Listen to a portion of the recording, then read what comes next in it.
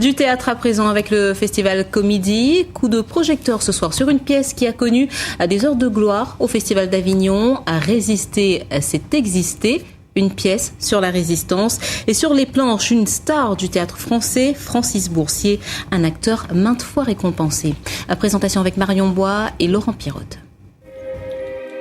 Au travers de costumes d'époque, François Boursier se glisse tour à tour dans la peau de 23 justes. 23 hommes et femmes qui, par leurs actes, ont refusé l'occupation et les injustices. Ouais, c'est moi qui ai crié « Vive la France, vive De Gaulle !» mais j'étais pas tout seul, hein.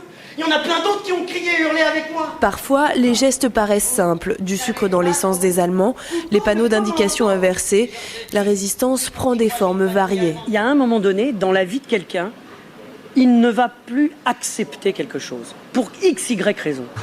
Et au moment où il n'accepte plus, alors il bascule dans l'illégalité, il bascule dans la désobéissance. Une désobéissance qui a conduit de nombreux justes à la mort. Putain, les Boches arrivent là.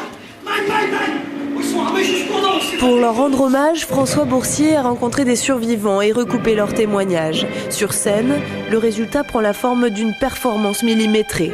Transformisme et passage fluide entre tous les personnages. C'est vrai qu'il dresse pas mal de tableaux et on en prend plein le visage. C'est nécessaire parce que justement, finalement, ça fait un certain laps de temps que ça s'est passé. On finit par oublier, malheureusement.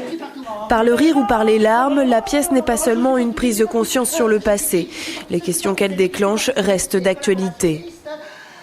Quand vous cachez des enfants, que vous rentrez dans l'illégalité parce que vous allez cacher une famille de sans-papiers, etc., vous êtes dans la résistance. Peu importe si c'est juste ou pas juste. À la fin du spectacle, la scène est un véritable champ de bataille. Mais sur ce terrain, mort ou vivant, ce sont toujours les justes qui gagnent.